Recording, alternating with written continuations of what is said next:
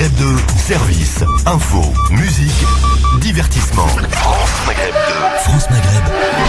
Bonjour à toutes, bonjour à tous. Akli Menouli, comment ça va monsieur Akli? Ben ça va, bonjour à toutes et tous.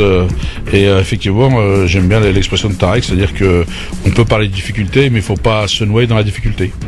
Amine Karbani, bonjour. Bonjour. Bienvenue sur France Maghreb 2. Merci, tout va bien pour ma part. À l'approche des fêtes, c'est toujours comme ça. Alors, Amine, tu peux te présenter un petit peu auprès des auditeurs? Et des auditrices, cher Christophe. Aussi. Ouais. Oui. Amit Kermani, je suis maire adjoint à la jeunesse et à la politique de la ville sur la ville d'Orly. Ouais. Et je suis également président d'une association qui fait de l'animation socio-culturelle et de l'éducation populaire qui s'appelle Quartier dans le Monde. Quartier dans le monde, très bien. Eh bien, soyez les Pourquoi bienvenus. quartier? Quartier parce que à l'époque on était parti sur un projet de solidarité en Algérie avec le collectif Enfants Algérie dont Asdin Zogbi et on a réfléchi à créer notre association, il nous a encouragés et nous on s'est dit on vient du quartier, c'était parti comme ça et dans le monde c'était comme on faisait des projets de solidarité et des échanges européens, on l'a collé à ça quoi. Et quartier pour ne pas dire banlieue? À l'époque on parlait pas de banlieue, on parlait de quartier. Alors, on va pas parler de banlieue en tout cas aujourd'hui, on va parler dans l'actualité de trois sujets, notamment de ce qui s'est passé à Berlin et des suites, puisque visiblement je dis bien, le suspect numéro 1 recherché dans toute l'Europe a été visiblement abattu ce matin par la police italienne. Nous ferons le point aussi sur la fin de la libération de Alep. Et puis, nous parlerons aussi de Reporters sans frontières. Tiens, Akli, je crois que ça te parle, la Reporters sans frontières qui s'en prend à l'Algérie, à qui reproche donc de s'en prendre aux journalistes algériens. Je pense que ça me parle à moi, ça parle à Tarek, ça parle à Hamid, ça parle à tous les gens qui sont épris de justice sociale et de réalité, et non pas, ça parce qu'il y a des difficultés en Algérie qu'il faut enterrer l'Algérie. Oui, mais comme tu es président d'une association importante. Oui, mais on est sur oui, c'est vrai, mais souvent, l'amalgame pourrait être fait que nous serions de mélanger l'association, l'associatif et, la diplomatie algérienne. Donc, il y a des questions qui sont de l'ordre de la diplomatie et du ressenti qui est de l'ordre de la communauté. C'est deux niveaux différents. Mais tu as raison de nous poser la question et on répondra comme on l'a toujours fait en toute franchise et en toute sincérité. Exactement, on le fera donc tout à l'heure avec les auditeurs qui pourront évidemment nous appeler comme à chaque fois 01 40 33 9000. C'est parti pour le zapping. Le zapping, les meilleurs moments qu'il ne fallait pas rater à la télé, à la radio, sur internet. Retour sur cet artiste engagé, sur son combat pour que la gauche arrive au pouvoir il y a 10 ans. Invitée d'Arte hier soir, elle a tiré un bilan absolument désastreux de l'état de la gauche d'aujourd'hui, allant jusqu'à dire on ne va pas tirer sur l'ambulance. Artiste engagé, vous revendiquez cette... On a vu vos combats dans le sujet qu'on a diffusé tout à l'heure. Engagé, ça me fait rire. Je suis engagé, en ce moment je suis engagé au bout du Nord, au 31 décembre. On vous a vu là, qui en 2007 vous agaciez, Oui. que fiche l'opposition, que fiche les socialistes. Alors, Oui, mais 10 maintenant- ans plus tard, vous poussez toujours le même cri. Ça, par respect pour des gens qui sont à l'agonie, je ne vais rien dire. Non, on va pas tirer sur les ambulances. Là, c'est terrible ce qui se passe. C'est terrible ce qui se passe à gauche. Donc, qu'est-ce que vous voulez faire? Moi, je sais que je suis toujours de gauche. Et puis voilà. Autre comédienne algérienne, Biouna, et à la question, est-ce que vous êtes finalement trop libre? Oui, trop libre. Parce que moi, je suis née au milieu de femmes soumises. Et quand j'ai vu ça, même ma mère, une fois, j'étais toute petite, je lui ai dit, jamais je serai comme toi. Et voilà, et j'ai tenu parole. Et ma mère, elle y est pour quelque chose, parce que ce qu'elle n'a pas fait à elle, c'est sur moi. C'est elle qui m'a poussé à faire ce que je veux. Oui. Elle me dit, tu veux danser, vas-y, danse. Et quand on m'a appelé pour la comédie, elle m'a dit, fais-le. Si ça va, sinon... C'est elle qui m'a toujours aidée, qui m'a protégée aussi. À l'occasion d'un déplacement à Strasbourg, le candidat à la primaire socialiste Manuel Valls a goûté à la farine d'un manifestant qui lui a rappelé le 49.3. Marie, t'es avec toi, Anne? Oui. Elle est à l'intérieur déjà.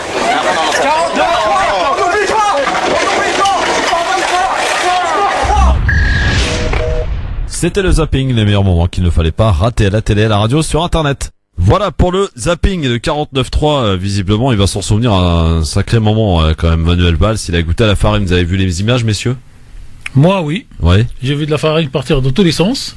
Et quand on voit la farine partir, en fait, on ne sait pas qui va être touché, mais tout l'aéropage qui était autour de Valls l'a été. Et on voit juste une très belle jeune fille qui se met sur le côté pour essayer d'enlever la farine des cheveux, mais c'était trop tard. Ouais. Akli, ça t'est jamais arrivé, toi, en tant que militant? Non, pas encore, j'espère pas. Montebourg non plus, hein. Montebourg non plus. Et à mon avis, c'est parce que ils voulaient certainement plus de Blanco et les gens ont C'était un Blanco qui l'a arrosé. Hein. Voilà, non, mais je plaisante, c'est parce que quand ils disaient ça, donc du coup ils sont tous avec la farine, ça aussi. Moi j'ai cru que c'était parce qu'ils étaient au marché de Noël et qu'il y avait le Père Noël qui les avait un peu arrosés, ou alors qu'il y avait une réduction sur la farine. Non, mais à force de vouloir rouler tout le monde dans la farine, forcément on s'y retrouve dedans un jour. Tout à fait. Ouais. Alors cette primaire socialiste, on en parle un peu 2 secondes parce que elle se précise. La campagne va être hyper resserrée par rapport à la primaire de droite. Ça va se passer là début janvier, puisque là on peut dire que c'est la période des vacances. Il va pas se passer grand chose en matière de politique. On appelle ça la trêve des confiseurs. Voilà, la trêve des confiseurs, exactement. Donc si on démarre aux alentours du 2-3 janvier, sachant que le premier débat a lieu le 12 janvier, il sera diffusé sur TF1. Le deuxième sera diffusé à un horaire inhabituel, c'est à 18h le dimanche 15 janvier sur BFM TV iTélé. Et le dernier, le 19 janvier sur France 2. Voilà. Et pour ce qui est du deuxième tour, ça sera le 25 janvier. Et là, il sera diffusé, comme d'ailleurs pour la primaire de droite, sur TF1 et France 2. Est-ce que finalement, vous pensez, messieurs, que cette primaire va peut-être un peu moins intéresser les téléspectateurs en matière d'audience? On risque quand même de faire beaucoup moins que la droite. C'est ce qu'on prévoit en tout cas. Moi, je pense que oui, parce que déjà, on a la continuité avec Valls. Et on sait qu'aujourd'hui, c'est une personne, c'est un gouvernement qui a été plus à droite de la gauche qu'à gauche de la gauche. Et donc, pour beaucoup de sympathisants ou d'électeurs lambda comme moi, ça nous perturbe. En tout cas, je souhaiterais qu'ils ne roulent pas encore dans la farine. Ouais. Comme on parlait de farine. Et tout simplement, je pense qu'il y aura pas, ça va pas se bousculer. En tout cas, pour les gens qui ne sont pas adhérents au parti. Est-ce que les jeux sont faits à Cli? Les jeux sont jamais faits. Vous savez, c'est quand vous avez 2 millions de votants, je pourrais dire qu'effectivement, on a un plus gros indicateur sur le score, mais quand on va passer à 3, si on passe à 3 millions, 4 millions, les jeux sont moins faits. On l'a vu lors de la primaire de droite. Moi, je crois que j'ai vu déjà les organigrammes, j'ai vu que c'était très clair, très clair, pour ne pas dire bien blanc, et ça m'a inquiété. J'attends le nôtre, parce que comme je soutiens quelqu'un, avec inquiétude. Donc j'espère que on va quand même un peu reconnaître cette France, parce que j'ai l'impression que quand on leur parle, on dit que les gens des quartiers populaires, les masses, etc.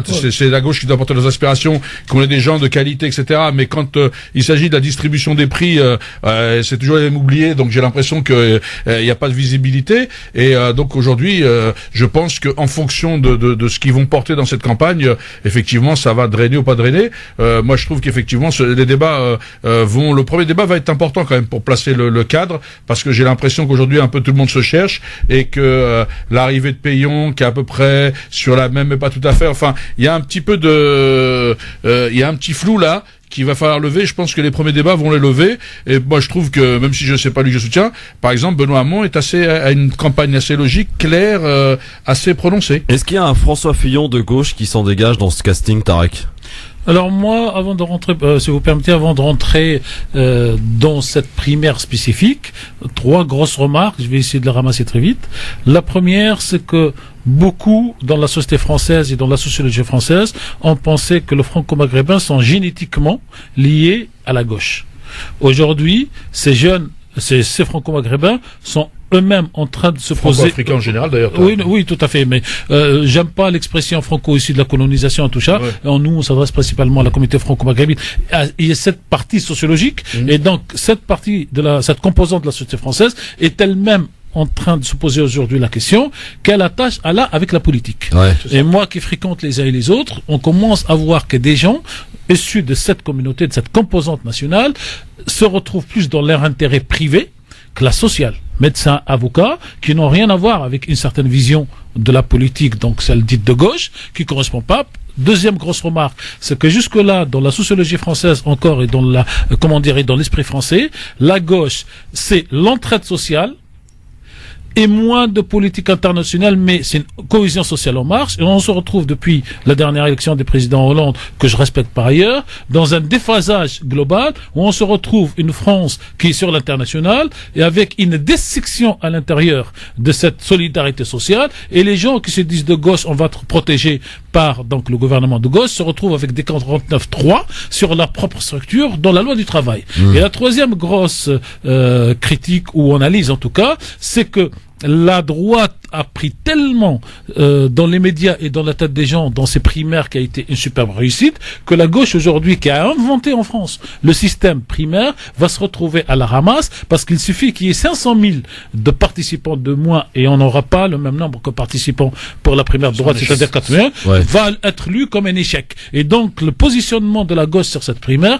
va reposer la question en fait pour le prochain coup et pour dire à quelle date on doit faire une élection primaire. Montebourg, pour ne pas lui jeter la fleur, avait proposé que tout ça soit bouclé 1 an avant l'élection présidentielle, en gros au mois de mai 2016, c'est-à-dire bien avant la droite, et là ils auraient eu l'ascendant, même si on avait un président élu. Dernière petite remarque, il faut que la gauche se structure pour savoir est-ce qu'elle va fonctionner à l'américaine, qu'à la fin d'un mandat d'un président de gauche en exercice, il y a primaire ou pas, parce que c'est cette question qui a coupé, qui a cassé le Parti socialiste, parce que normalement, quand un président est sortant, il n'y a pas de primaire du tout, sauf si lui, il venait annoncer qu'il y va pas. Ma question était, est-ce qu'il y a un François Fillon dans le casting? Oui, ça peut être le François Fillon du casting, je pense que ça peut être Benoît Hamon, bon, après, on connaît pas encore la prise qu'aura aussi quelqu'un comme Fillon, mais je pense qu'on aura moins de surprises qu'avec la droite. Je pense que ça va être beaucoup plus. Et là où Tarek est en train de dire quelque chose d'intéressant, quand même, plus que de savoir s'il y aura quelque chose, c'est que en réalité, on a un petit peu, on s'est un peu emmêlé les crayons pendant ce mandat. Sur nos valeurs, sur le sens commun, tout ça. Solidarité sociale. Voilà. On est en train si ça se trouve, d'aller s'échouer, de foirer, comme après le quinquennat, de foirer la primaire. Oui. Et à mon avis, on risque d'aller se fracturer sur l'écueil Macron et Bayrou et compagnie lors de la présidentielle. Donc, si au sein du parti ou si les militants ou si la gauche ne prend pas conscience de ça, moi je sais que de toute façon on aura une recomposition de la gauche au mois de juin. Je pense que Hamid là-dessus aussi a un point de vue. Je pense qu'au 15 secondes sur la question, y a-t-il un Fillon de gauche? Pour moi, non, pour la raison simple. C'est-à-dire qu'aujourd'hui, dans la tête des électeurs français, il y a Fillon installé, et on va plus réfléchir à qui on va mettre face à Fillon, qu'à celui qui mériterait de l'être. À tout de suite pour la suite, et là on va parler des suites de ce qui s'est passé à Berlin lundi soir. Le grand forum sur France Maghreb de LGF jusqu'à 18h30, ravi de vous retrouver en ce vendredi avec vos appels si vous le souhaitez pour intervenir, commenter avec nous l'actualité 01 40 33 9000 avec aujourd'hui avec les Milouli, avec Tarek Mami et avec aussi Hamid, c'est ça? Oui, c'est bien ça. Voilà, Hamid, donc qui est avec nous jusque 18h30. Bienvenue à toi en tout cas dans cette émission pour que tu puisses aussi apporter ta petite pierre à l'édifice pour commenter cette actualité sur France Maghreb 2. Alors cette actualité évidemment toute cette semaine a été dominée par ce qui s'est passé à Berlin et sur l'enquête à l'attentat de Berlin. Les recherches pour retrouver le principal suspect donc à Nice Amri ont abouti visiblement en Italie. À Milan, où la police a abattu l'auteur présumé de l'attaque au camion bélier qui avait fait, je le rappelle, 12 morts lundi dernier. C'est lui, sans aucun doute, affirme le ministre italien de l'Intérieur. Soulagement, reconnaît Berlin. Un petit mot là-dessus, sur ce qui s'est passé évidemment à Berlin, au-delà de l'horreur, sur l'enquête, sur le fait encore qu'on ait retrouvé des papiers d'identité dans le camion, sur le fait que finalement ce monsieur était aussi apparemment sous les services de renseignement de l'Allemagne et de l'Europe, donc très connu, surveillé jusqu'au mois de septembre, et puis après il y a une petite relâche. C'est à visiblement ne plus rien y comprendre. Et finalement, est-ce que tout cela, Tarek Mami, je vous pose la question très simplement, est-ce que ce genre d'affaires n'alimente pas finalement ce qu'on peut aussi regretter, la théorie du complot à chaque fois? En fait, nous sommes dans une situation dans laquelle les règles du jeu ne sont pas établies. C'est quoi les règles du jeu? D'un côté, il y a les terroristes. De l'autre côté, il y a les démocraties où les hommes et les femmes libres qui souhaitent vivre ensemble. Alors, quand vous voyez la politique internationale, et vous voyez que les Américains et les Français et les Anglais et les Turcs et quelques autres vont soutenir les terroristes en Syrie, le citoyen normal, qu'il soit de culture musulmane ou pas de culture musulmane, ne comprend plus rien. Pourquoi ce terroriste à Berlin, c'est-il un terroriste à abattre, et que les terroristes de Jabhat al-Nusra à Alep seraient des terroristes à soutenir contre un président qualifié par ailleurs de dictateur. Et donc, les gens aujourd'hui, en tout cas en Occident, ne retiennent qu'une seule chose, qui dit islam dit islamiste, qui dit islamiste dit terroriste. Donc, on se méfie de tous les musulmans globalement, parce qu'il n'y a pas d'explication de texte, je le dis, de notre part à nous, qui sommes citoyens donc de culture musulmane, de nos pseudo-responsables, qui se disent responsables des musulmans en Europe, et de nos responsables politiques. Et à partir de ce moment-là, vous avez ce qu'on appelait avant le loup solitaire, qui commet ce qu'il a. Aujourd'hui, vous enlevez, cher Christophe, chers auditrices, chers auditeurs, le mot musulman ou islamiste, vous mettez les mêmes jeunes de culture musulmane à la période des brigades rouges, d'action directe, ils auraient été dans cette ambiance. Ces jeunes cherchent un idéal qui se retrouve pas, parce que dans leur tête, ils ne sont ni français, ni musulmans, ni quoi que ce soit. Et donc, c'est la passion de la jeunesse, c'est c'est le remplissage des cerveaux, c'est le lavage des cerveaux qui nous donne cette situation. Et regardez que contre toutes les lois de la République, quand vous avez un suspect dont le prénom est à consonance arabe et musulmane, le prénom est lâché dans la presse dans les 3 minutes. Oui, c'est vrai. Et quand vous avez quelqu'un d'autre qui fait la même chose et dont le prénom est plutôt de consonance chrétienne, le nom n'est jamais sorti et on l'apprend des fois 2 ans, 3 ans quand on arrive au jugement. Comment on explique ça finalement? Manipulation? Oui, enfin, manipulation, en tous les cas, une volonté de stigmatiser une population ou de montrer son extériorité, son étrangeté.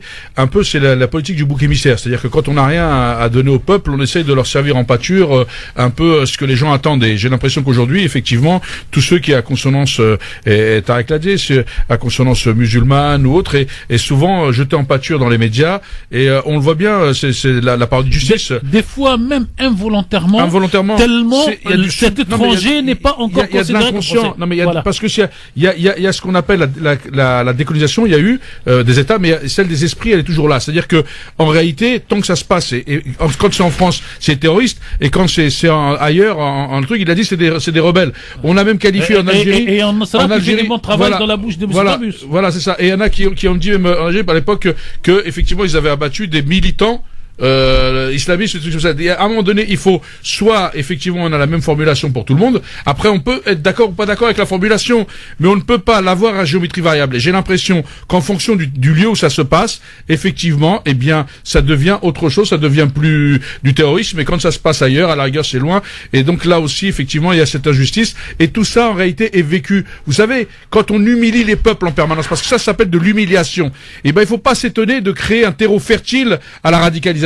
Ce que disait l'abbé Pierre il y a très longtemps déjà. Donc je crois que là-dessus, il faut que les gens réfléchissent avant de continuer à humilier des milliers et des milliers de musulmans parce qu'ils sont musulmans. Ça, c'est un danger qu'on est en train de poursuivre. C'est-à-dire qu'on va dans le sens de ceux qui veulent diviser. Et j'ai l'impression que, et aussi d'ailleurs ceux qui le font, sont dans la même logique. Ce sont des alliés objectifs, comme on dit. Hamid, est-ce que tu partages les avis qui viennent d'être donnés par Tariq et Akli? Je les partage et Akli a dit que c'était à géométrie variable, exactement. Aujourd'hui, le terrorisme, il est traité à géométrie variable et en fonction de l'intérêt des pays, il est traité différemment. Des fois en Syrie, on va vous parler de résistance ou d'opposition quand il s'agit tout simplement des mêmes terroristes.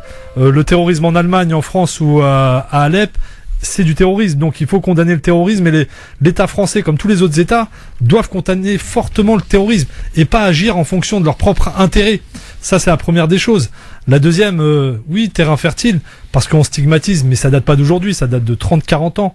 Et à force de stigmatiser une communauté et les jeunes maghrébins qui aujourd'hui sont plus jeunes, mais moi qui ai 40 ans, je me dis comment... c'est le bel âge, mon ami. C'est le bel âge. Mais ça va juste commencer à produire. Hein, Exactement, mais...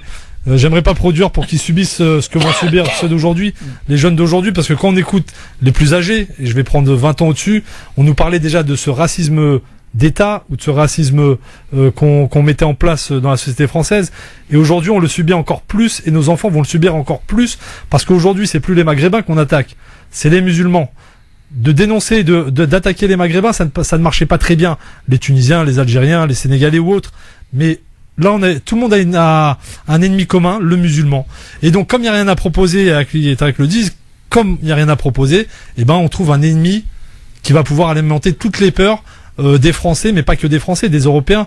Et donc je pense que les politiques doivent beaucoup se remettre en question parce qu'ils alimentent eux-mêmes le populisme et le dénoncent le soir à BFM ou sur TF1. Donc faut commencer à être plus juste, à redonner la place de chaque citoyen français en fonction de leur liberté, et peut-être qu'on commencera à avoir des vrais échanges pour que ça aille mieux. Mais finalement, est-ce que tout cela n'est pas alimenté depuis les fameux attentats du 11 septembre 2001 ? Est-ce que c'est pas là que ça a commencé réellement, ce changement de position, de stigmatisation, puisque le monde était un petit peu sous le choc de voir ces deux tours tomber, etc., et la méthode opératoire.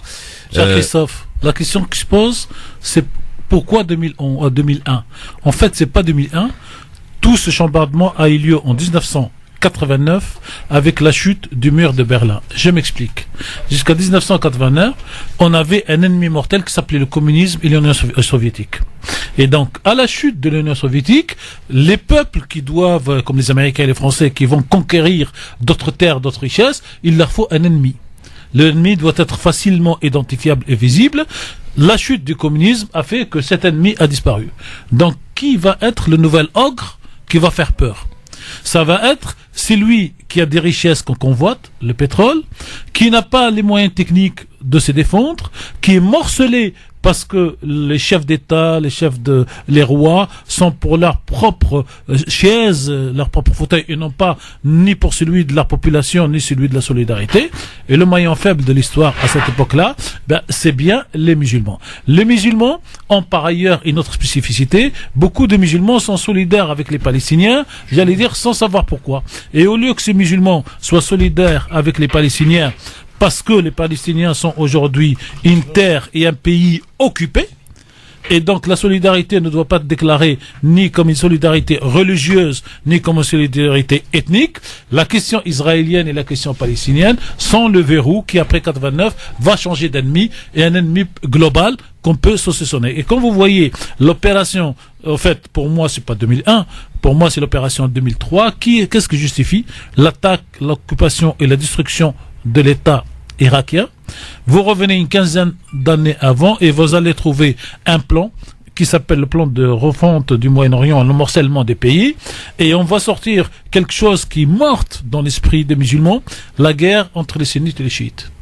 Et donc c'est à partir de ce moment-là, vous avez tous les éléments qui vont s'imbriquer comme un cubique, je ne sais pas si vous vous rappelez, chers auditrices, chers auditeurs, le cubique, avec les couleurs rouges, vertes et bleues, et vous arrivez à les mettre toutes en harmonie. Donc jusqu'à 89, dans le monde arabe et musulman en général, le cubique était d'une seule couleur, et là on va tourner les faces et on va avoir toutes les couleurs. Et donc l'ennemi musulman apparaît, et parce que, comme disaient les Français dans les années 60, on n'aime pas les Espagnols, mais pas celui-là parce qu'il travaille chez moi, qu'il le connaît très bien. Alors, on va accueillir Samir qui est avec nous au standard. Bonjour Samir. Oui, bonjour. Je voulais contribuer en fait à la discussion. Bonjour à tous. Moi, j'adhère à ce qui vient d'être dit. C'est vrai qu'à la chute du communisme, il fallait désigner un ennemi. Mais après, c'est vrai que dans l'inconscient collectif, l'ennemi musulman existe déjà depuis des siècles. Donc voilà. Mais c'est vrai que je rejoins aussi sur le fait les humiliations, tout ça. Moi, ce que je recommande aux gens et autour de moi et à mes proches, c'est d'être vraiment actif, citoyen, et de tweeter, d'aller sur Twitter, les réseaux sociaux, d'aller sur les fils de commentaires. Et moi, c'est ce que je fais, et je vous assure que c'est là où on est vraiment efficace. Parce que à un moment donné, voilà, par exemple, je prends un exemple, Gilles Kepel que moi j'ai déjà rencontré en vrai, c'est-à-dire vraiment de manière fortuite, qui voilà. Et même d'autres, moi et Patrick Cohen, pareil, dans le métro, moi je les interpelle directement dans le métro. Je les interpelle directement. Je leur fais voir qu'ils peuvent pas avoir une parole comme ça dans les médias, et à un moment donné une parole publique, et même voilà, se promener dans la rue et se promener tranquillement. Alors moi je les interpelle, et il y a Gilles Kepel qui disait, c'était dans l'émission de Ruquier, je sais pas si vous l'aviez remarqué, oui. mais qui disait que en fait l'histoire du Burkini avait été instrumentalisée par les associations en fait communautaires, genre le CCIF, plutôt que par les médias. C'est-à-dire qu'en fait, il avait retourné la chose en disant parce que nous, on sait très bien que c'est les médias qui s'étaient emparés de ça, les médias et les politiques. Mais non, pour eux, c'était les associations telles que le CIF qui avait qui avait instrumentalisé la chose. Et je finirai par dire que là je sais pas si vous avez vu, mais sur Al Jazeera, un animateur a interrogé BHL sur les interventions. C'est-à-dire que je lui ai demandé, mais pourquoi vous allez en Libye, pourquoi vous allez en Syrie pour délivrer la veuve et l'orphelin, mais pourquoi vous n'allez pas en Palestine?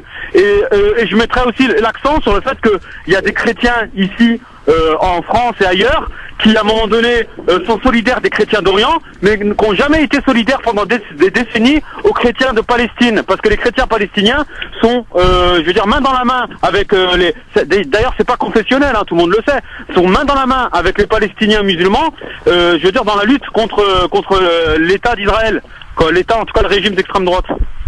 Merci Samir pour votre réaction sur ce sujet. On sera certainement amené à en reparler, mais tout ça finalement est de cause à effet. Mais bon, de toute façon, quoi qu'il en soit, c'est vrai que cette stigmatisation se perdure. Mais est-ce que parfois cette stigmatisation à laquelle on fait face, bien sûr, ne nous fait pas tomber de temps en temps dans la victimisation à outrance? C'est ce que j'ai l'impression d'entendre moi. C'est là où l'intervention de Samir est intéressante, parce que il n'est pas dans la victimisation, il est dans parce que faire le constat, c'est pas être dans la victimisation. Je parle de Samir, je parle en général. Non, mais je prends l'exemple en général, et c'est intéressant parce que lui, souvent les gens sont là-dedans, mais lui il dit, il faut interpeller, il faut dénoncer, il faut agir. Et c'est ça qui nous manque. Au lieu de dire aux autres pourquoi t'as pas fait, ou pourquoi toi toujours à demander à l'autre de faire, il faut aussi faire soi-même, militer, c'est ensemble. C'est la force, c'est les autres. Chacun doit faire de sa place. Il n'y a pas un qui doit faire pour les autres. Et que, au lieu d'additionner nos forces pour agir, on divise, c'était ce que j'étais, on essaie de diviser pour exister, et on préfère créer des épiceries plutôt que dans la multinationale. Et il a raison, c'est ce que disait Habib. Il faut qu'on arrive à être solidaire. Il faut que de la place qui est la nôtre à interpeller, mais pas sur des choses comme il a dit, religieux, ethniques, etc. Sur des questions, parce que c'est là aussi l'intérêt général, sur effectivement des valeurs, sur qu'est-ce qu'on veut comme société, c'est quoi le projet, si c'est dans ce cadre-là, c'est quoi votre objectif, pourquoi vous les divisez, pourquoi vous ne fédérez pas. Et là, on est dans un autre sujet, et on est acteur de toute façon. Je vais te dire, Christophe, qu'on joue les victimes ou pas, de toute façon, les gens sont acteurs. C'est comme les gens qui me disent, moi je m'intéresse pas à la politique, je vous laisse, et après qu'ils vont voir les élus pour essayer d'avoir la subvention. De toute façon, si vous vous intéressez pas, la politique s'intéresse à vous. Donc que vous votez pas, vous êtes quand même acteur. On peut pas se dédouaner aussi facilement. Tout le monde est responsable. On peut pas nier sa responsabilité. Ne rien faire, c'est prendre une responsabilité de laisser faire ceux qui seront majoritaires. Hamid, est-ce qu'on finalement n'a pas placé le curseur au mauvais endroit, et chez certains, bien sûr, on place d'abord la religiosité avant la citoyenneté? C'est ce que j'allais dire. On place la religion. Alors, je pense qu'on place la religion. Pourquoi? Pour pouvoir piller ces États, ces pays. On place la religion parce qu'on doit parler de religion pour faire peur. Et nous, en tant que franco-maghrébins, on sait ce que c'est que la religion, donc ça nous touche pas directement. Mais je pense aux autres, quand on leur parle d'islam, ça leur fait peur. Et tout ça, on l'entretient par les médias, par toute cette politique, mais c'est juste pour coloniser économiquement ces pays. Parce que il a pris un bon exemple, Samir, c'est la Palestine. Moi, on a milité sur la Palestine, on milite toujours, il y a une centaine de jeunes qui sont partis. Tous, moi le premier, en partant en Palestine, on a tous compris que c'était pas un problème religieux. Bien au contraire, ça nous a ouvert l'esprit sur plein de choses. Et c'est vrai que la société palestinienne est large et diverse. Chrétiens, musulmans, maronites, tout ce qu'on veut, mais elle n'est pas religieuse. C'est une guerre qui est différente, qui touche un territoire, des droits de citoyens. Et nous, on nous l'a toujours fait croire que c'était un conflit entre juifs et musulmans. Ouais, alors que non. Totalement faux. Totalement faux. Mais par contre, je pense qu'ils essayent de nous noyer avec ça, pour pouvoir faire tout ce qu'ils font depuis 2001 ou avant ou même après. Mais pour faire le parallèle, Tarek, avec ce qui se passe en Syrie, là aussi, beaucoup, au sein même d'ailleurs de cette communauté, placent le curseur sur le conflit religieux, alors qu'il n'en est rien en Syrie. Deux éléments chiites, sunnites, pour être clair. Deux éléments de compréhension. Le premier élément, c'est que beaucoup de membres de la composante franco-maghrébine, franco-musulmane est noyé dans les médias et ne prend pas de distance par rapport aux informations qu'elle reçoit. Beaucoup ne lisent pas d'autres sources que ce que leur donnent les télévisions d'information continue, et la télévision et les radios officielles. Pourtant, ils les dénoncent, hein. Non, mais ils les dénoncent et ils viennent ici nous verser dans cette émission LGF ce qu'ils ont entendu sur telle ou telle radio du matin. Donc, il y a un manque. Deuxième, il y a un manque de curiosité. Pourquoi Akli a parlé au début de cette émission de la division qui déchire la communauté, les communautés. Ouais. Et nous ne sommes pas aujourd'hui, à ce stade, encore capables de s'écouter pour s'entendre, pour échanger pour se respecter. Voilà. Et on est rentré dans ce que les médias et Bush nous ont mis. Donc voilà ce que dit la télé. Et donc t'es avec nous, comme Bush, ou t'es contre nous. Et dès que tu dis en Syrie, c'est plus compliqué. Je prendrai 2 minutes pour expliquer, c'est beaucoup plus compliqué. Tu deviens forcément le soutien de Bachar, le soutien de Poutine. Mais monsieur, je ne suis pas le soutien de Bachar, mais je suis pas le soutien de Obama. Ah non, non, non, non, non. Donc, et c'est cette difficulté, j'allais dire, de comprendre qu'il y a dans la vie, y compris dans un couple, dans une famille, il y a toujours 2 positions. Pourquoi les hommes, Dieu, ce que vous voulez, ont créé la justice? La justice, c'est quelqu'un qui se met sur un siège, qui écoute 2 versions, et qui dit à celui-là, t'as plus tort, à celui-là, t'as plus raison. Mais jamais il dit à celui-là, t'as tort à 100%, et à celui-là, t'as raison à 100%. Et tant qu'on se met pas dans cet esprit de modération, de lire, de comprendre et de justifier, c'est difficile. Et aujourd'hui, c'est quoi cette guerre sunnite-chiite? Et je vais vous prendre 2 minutes si vous me permettez. Est-ce que l'Iran est devenu tout d'un coup chiite en 1979 quand Khomeini est rentré et quand le Shah est parti? Bah, peut-être qu'avant ils étaient rien, peut-être qu'ils étaient sunnites et du jour au lendemain avec Khomeini ils sont devenus chiites. Pourquoi cette question? Parce que jusqu'à 79, le Shah d'Iran, le roi d'Arabie Saoudite et tous les 2 soutiens de l'Amérique. Et l'Arabie Saoudite a aidé le Shah à construire son usine nucléaire avec son argent. Et puis tout d'un coup, il n'y a plus de Shah, il y a Khomeini. Et Khomeini et l'Iran ne sont plus le soutien de l'Amérique. Et tout d'un coup, on découvre que Khomeini et l'Iran sont chiites. Donc vous voyez que c'est la géostratégie politique qui fait aller chercher quelque chose de religieux. Et aujourd'hui, la guerre, elle n'est pas entre les sunnites et les chiites, malgré tout ce qu'on entend. La guerre, elle est entre l'Arabie Saoudite qui veut monopoliser l'islam et l'argent de la Mecque, parce que chercher l'argent, vous trouverez. C'est important, voilà, c'est ça. Voilà, vous trouverez tout le reste derrière. Tu l'as dit, j'allais le prendre. Voilà, et je vous laisse continuer, cher Akli. Et donc, on découvre Khomeini. Khomeini a eu un tort par rapport aux Américains et aux Russes et aux Saoudiens. Le tort, c'est qu'il a dit 1, on n'utilise plus le dollar pour vendre le pétrole. 2, la Mecque ne peut pas être sous le contrôle d'un seul pays. Ça, ils l'ont dit, ils l'ont redit, c'est pour ça que ça chauffe en ce moment. 3, il faut que tous les pays musulmans se mettent d'accord sur un monument des choses. Et là, les intérêts privés. Ce qui en soit. Les intérêts privés des Saoudiens. Ce qui en soit, c'est plutôt leur intérêt, mais c'est plutôt juste la position de la voilà. de dire qu'on peut se dire sur le fait. Attention, t'es chiite. Non, voilà, c'est ça. Et je le fais exprès pour dire, vous voyez, et tout le monde, quelqu'un au téléphone en disant que t'es dans ce truc-là. Mais il y a un truc qui est quand même en train de se passer qui est beaucoup plus grave encore. Il y a les vies humaines, donc ça c'est, au-dessus il y a pas, mais il y a toutes ces civilisations qu'on veut faire disparaître. On est en train de raser l'Irak, de raser la Syrie. C'est le berceau de la vie, c'est le berceau de l'humanité. Hein? Le Yémen. Le Yémen, c'est tout ce qui a trait à la civilisation entre guillemets arabo-musulmane ou byzantine, etc. Tout, parce que c'est vrai qu'après on peut dire qu'effectivement c'est des Perses et tout ça, mais toute cette grande civilisation d'Avicenne, d'Averroès, on est en train de la faire disparaître. Alep, la Palmyre, tout ça, on est en train de détruire le patrimoine de l'humanité et tout ce qui pourrait le socle de cette culture arabo-perso, musulmane ou berbéro, ce que vous voulez. Et on est en train pour mettre le point sur les i, pourquoi ce que fait Bachar en Irak, en Syrie est détestable et il est détestable, il faut le dénoncer. Et ce que fait l'Arabie Saoudite au Yémen en même temps, ça n'existe pas. Ça n'existe pas. Et donc on est en train de faire disparaître comme si qu'on voulait nier. Christophe, comme si qu'on voulait nier l'existence même de cette civilisation arabo-perso-musulmane, etc. Et là, il y a quand même, et personne le dénonce, les grands intellectuels, ils sont où? Je pense que, et quand même, Christophe, moi on me dit, on va me parler de dictateurs, etc. Mais quand on arme des gens pour soi-disant créer la démocratie, ça n'existe pas. Jaurès en son temps l'avait dit, si on fait ça, c'est pas la paix qu'on cherche. Et c'est normal que j'en. Et donc je ne comprends pas que, et puis on peut bien taper sur, moi je veux bien taper sur les musulmans, mais je le ferai pas, mais en boutade, mais j'en connais pas parmi eux qui vendent des armes. Parce que ça aussi, c'est aussi une réalité. Donc, eux ne vendent pas les armes. Donc, il y a un moment donné, il y a quand même aussi des gens à qui ça profite. Moi, ma question toujours, quand je fais quelque chose, et souvent, les gens me le reprochent peut-être des trucs, mais c'est de me dire à qui profite le crime. C'est-à-dire que, pas qui truc, mais qui a intérêt à ce que, parce que c'est comme les gens qui viennent vous parler des autres. Vous savez, les gens, ils viennent vous parler des autres. Vous dites, mais c'est quoi son intérêt pour qu'il m'en parle? il y avait bien intérêt, ou alors c'est le messager de je ne sais quoi, mais les personnes, ils ont un bien intérêt. Qu'est-ce qu'ils visent derrière tout ça? Quand les gens mettent le doute, on parlait tout à l'heure avec Tarek de la suspicion, qui est devenue la règle.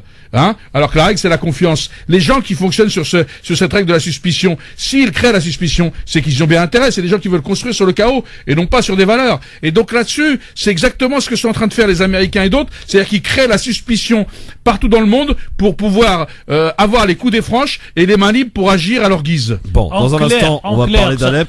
En clair, cher Christophe, aujourd'hui, s'il y avait un embargo sur le vente d'armes à l'Arabie Saoudite par les Américains, est-ce que l'Arabie Saoudite pourrait continuer à bombarder ou à faire la guerre au Yémen? Non. S'il y avait un embargo sur toutes les armes qui rentrent en Syrie, y compris pour le régime, la guerre, ce serait faute de cartouches. Donc, si vous voulez... Donc, il y a des cartouches et de la guerre, voilà, Christophe. C'est juste ça. Dans un instant, on va parler justement d'Alep, qui est libre, visiblement. Avec cette question, est-ce que c'est la chute d'Alep ou est-ce que c'est la libération d'Alep? On en parle après. Ça sera l'objet de votre avis tranché, mon cher ami Tarek? Peut-être. Bon, très bien. Akli, ton avis tranché à suivre. Hamid, t'en as préparé un, j'espère. Ouais, bien sûr. Bon, à tout de suite, on va le découvrir dans un instant avec les auditeurs qui pourront évidemment réagir au 01 40 33 9000. Le grand forum LGF avec Tarek Mami, Hamid Karmani et Akli Menouli qui sont avec nous aujourd'hui, beaucoup de finalement. Avec vos appels au 01 40 33 9000 avant de parler de la situation d'Alep, avant de passer aussi à vos avis tranchés dans un instant, messieurs. Ali qui est avec nous au téléphone. Salut Ali. Bonjour Christophe, bonjour Monsieur Mami, bonjour Bonjour cher Ali. Je me suis pas trompé en disant Akli, là, je me suis souvenu. Akli, cher Ali, avec plaisir. Ça veut dire quoi, Akli, en prénom? Akli, Doukli, Antifina? Oui. Non, mais attendez, je vais apprendre quelque chose, je vais pas mourir idiot, Ali. Antifina, on m'a dit qu'Antifina, ça veut dire Doukli, ça veut dire esclave noir, Antifina. Antifina, c'est le berbère, pourtant, comme on n'est pas à la télé, on est à la radio. C'est pas Akli en arabe, c'est Doukli. Doukli, ça veut dire, c'est un prénom. Akli, c'est comme dire, c'est des prénoms qu'on donnait quand les enfants, parce que j'ai deux prénoms, quand les enfants étaient petits, si on voulait qu'ils vivent longtemps, on leur donnait, quand on les avait chez le marabout à l'époque, dans les montagnes avec de Kabylie, on leur donnait soit Idir pour Idir, c'est-à-dire il va vivre, et soit Akli Doukli, esclave noir, pour pas qu'il ait le mauvais œil sur eux. Et c'est bon. Ça marche. Et d'ailleurs, il était tellement noir qu'aujourd'hui il est blanc aux yeux bleus.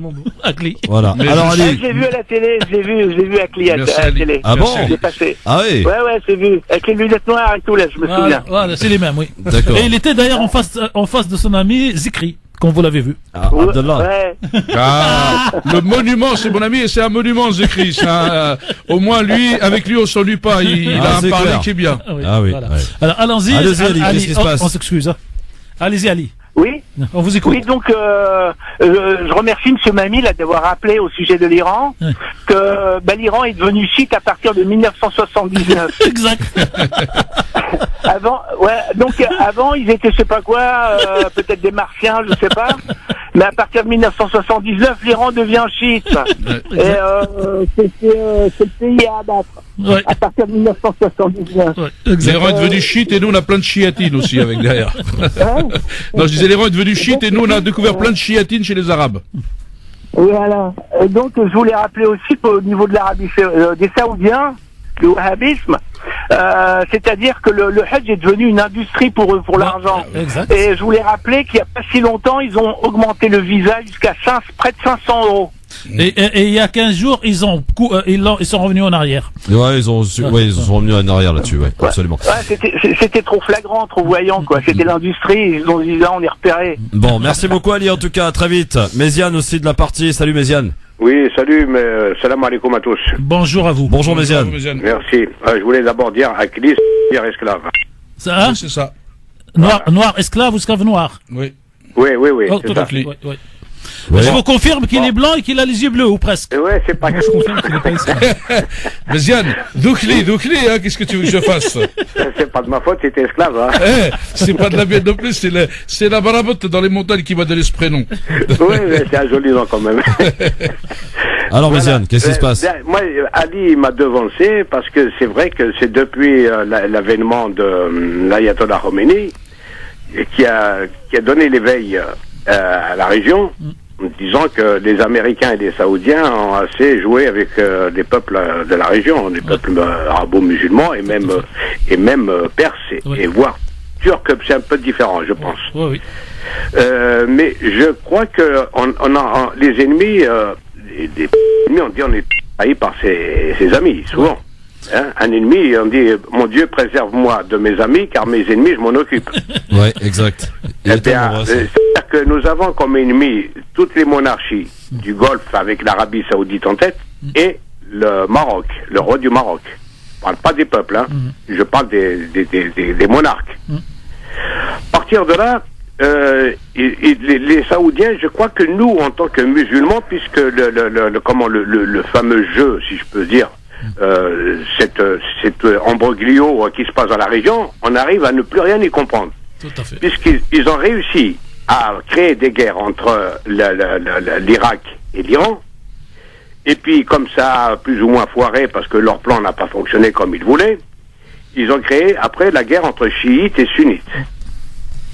Alors que, en fait, il peut y avoir des divergences, comme il y a eu des divergences dans une même famille, mais pas à ce point-là. Là, ils nous ont mis dans une merde pas possible, excusez-moi du terme, mais je crois que nous, en tant que musulmans, puisque pour arriver à démêler toute cette pelote de laine qui est vraiment compliquée, je crois qu'on a un ennemi fondamental, qui est l'Arabie Saoudite. On devrait manifester devant l'ambassade de l'Arabie Saoudite. Très bien, écoutez, votre demande est lancée. Merci beaucoup en tout cas, Méziane, pour votre appel.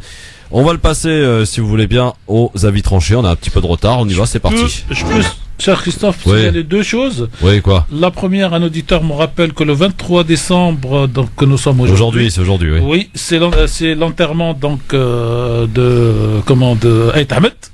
Et en tout cas la date de son enterrement, et qu'aujourd'hui son village natal, cher Akli, est envahi de monde. Les gens vont aujourd'hui dans ce petit village donc qui s'appelle Aït Ahmed pour rendre hommage à Hussein Ahmed. Ouais. Donc l'hommage est rendu, parce que quand on est un grand homme, on l'est quand on est vivant et on l'est après sa mort, ce que les Saoudiens refusent d'ailleurs. Et la deuxième information, je souhaite saluer mon chauffeur de taxi préféré de ce matin, Mourad et Aziz, qui nous entendent donc l'un à Mantes-la-Jolie et l'autre du côté de Disney, parce que moi j'ai le privilège à clé, quand je monte dans un taxi et que je parle avec des chauffeurs, beaucoup me reconnaissent à ma voix et beaucoup rendent hommage à la radio et au travail de conscientisation. Et je parle donc de Akli, des jeunes, de Bad, de toute l'équipe. Et je suis toujours surpris parce que les auditeurs, des fois, connaissent mieux la programmation de la radio que moi-même et connaissent mieux les noms de tous les animateurs. Donc je leur ai promis de passer un salut. Donc salut à ces deux chauffeurs de taxi. Et je vais bien faire un peu de publicité à leur boîte de pub. Tous les deux travaillent pour les taxis G7. Ah, très bien. Ils vous ont fait un bon rabais, j'espère. Hein. Le rabais, non, je paye et je paye plus. Mais si vous voulez. Vous payez plus? Non, mais c'est pas normal, ça. C'est-à-dire que je paye normal, mais je trouve que c'est utile qu'on se reconnaisse entre nous.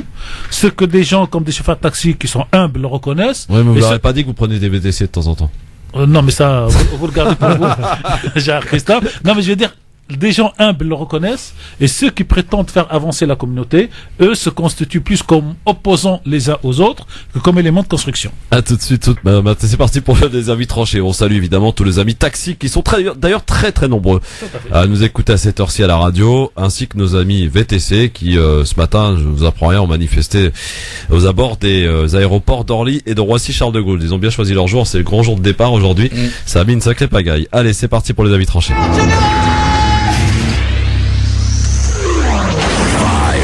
4, 3, 2, 1, 0. Alors piétinez-moi, allez-y. Allez, on va commencer parce que faut bien le bisouter, hein. Notre ami Hamid Karmani qui souhaite nous parler de quoi, Hamid? Moi, je souhaitais parler de la Palestine. Hein. Ça m'est venu au fur et à mesure là de nos discussions. Pourquoi? Parce qu'on a parlé des chiites, des sunnites, et on a parlé d'Alep. On se dit que si aujourd'hui tout le monde est contre le régime syrien, je parle pas des populations qui subissent la guerre malheureusement, et faut être solidaire et aider humanitairement ces populations. Mais aujourd'hui, si on regarde bien, ceux qui aident le président syrien sont quand même le Hezbollah, sont l'Iran, et sont des entités qui sont beaucoup critiquées par les pays occidentaux. Et donc ça me faisait penser à la Palestine, parce que ce sont les seuls qui soutiennent la Palestine, humainement, mais aussi surtout militairement, en les formant. Et donc, comment aujourd'hui on peut stigmatiser le régime de Bachar, sachant que on sait très bien que nos médias vont toujours dans le sens de ce qui les arrange et nous donnent pas d'avis à avoir, mais plutôt nous orientent vers des choses qui veulent nous faire croire. Donc moi, ça m'a fait penser à la Palestine en disant que la seule démocratie ou une des démocraties qui existent dans ce territoire, c'est bien la Palestine, et c'est la seule qui n'est pas aidée en tant que démocratie. On essaye d'imposer la démocratie partout dans le monde arabe, au Proche-Orient. On essaye de l'imposer de force en créant des guerres, mais on soutient jamais l'une qui est historiquement existe, la seule démocratie qui existe et qui a régulièrement des élections démocrates, et ça me surprend. Et je voulais parler aussi de la Palestine. Pourquoi ? Parce que en attendant, avec toutes ces guerres, tout ce qui se passe dans ces pays, on parle plus de la Palestine. Et aujourd'hui, ils ont le droit international avec eux. Ils ont ils ont aussi la légitimité de réclamer leurs droits, et personne ne parle d'eux, personne ne fait appliquer leurs droits, parce qu'aujourd'hui, qu'on parle de l'ONU, du Conseil de sécurité, tout le monde est pour un État palestinien, mais personne ne le fait appliquer. Jusqu'à aujourd'hui, Israël ne fait pas partie du Conseil de sécurité et n'a pas de veto à poser. Donc les pays comme les États-Unis qui posent à chaque fois leur veto, qu'ils arrêtent de le poser et qu'ils laissent pour une fois la démocratie s'installer durablement sur ce territoire, et peut-être que ça sera un exemple pour les autres pays et surtout dictatures qui existent au Proche et Moyen-Orient. Et encore une fois, maintenant, c'est toujours la Palestine, mais humainement, je pense qu'il faut continuer à en parler. Il y a une loi qui est sortie pour interdire le boycott. Et non, faut y aller. Au temps de l'apartheid, il y a eu le boycott. Et tout le monde le soutenait, les États le soutenaient. Aujourd'hui, on décide de dire que c'est hors la loi. Et non, il faut aider. Ceux qui veulent boycotter, c'est un droit aussi de boycotter un État qui discrimine et surtout qui opprime une population qui existe et qui est décimée aujourd'hui par le démantèlement de son territoire, par l'implantation de colonies et surtout par des emprisonnements arbitraires. Donc voilà. C'était mon avis tranché, soutien à 100% la Palestine en tant que citoyen du monde et pas en tant que musulman, parce que la Palestine, c'est une terre avec plein de communautés et des communautés qui se ressentent et qui se disent palestiniens et qui luttent pour leurs droits et non pour leur religion actuellement. Bravo Hamid. Tarek, deux petites choses. Une question d'abord, est-ce que la Palestine se meurt puisque c'est vrai que Hamid fait référence à cette actualité en ce moment qui est la Syrie, etc. Et on en oublie la Palestine, mais ça fait bien des années que ça dure. Et je sais pas si vous avez suivi, messieurs, la nouvelle polémique à propos de l'émission de Bernard de la Villardière, qui avait fait un reportage qui a été diffusé la semaine dernière sur Jérusalem. Le CRIF est monté au créneau, Meir Habib est monté au créneau. Du coup, ils ont appelé à une manifestation. Meir Habib, c'est un député israélien, c'est un député français. Ah, on s'y perd. En tout cas, ils ont demandé une manifestation devant le siège d'M6 parce qu'ils accusent en fait l'émission d'entretenir l'antisémitisme, en fait, comme d'habitude. Voilà, ça c'est la petite information. Mais est-ce que la Palestine se meurt, Tarek ? La Palestine ne se meurt pas, Christophe. Ce qui se meurt, c'est sa présence dans les communications aujourd'hui. Mais il y a un proverbe maghrébin, arabe, voire international. On dit toujours que sous la cendre, il y a toujours le feu qui brûle. Et donc, certains croient, parce qu'on ne parle pas de la Palestine aujourd'hui dans les médias, la question palestinienne est enterrée. La question palestinienne ne peut pas être enterrée pour la simple raison que c'est une question de justice, d'occupation, de colonisation, et que ces histoires, elles peuvent dire ce que vous voulez.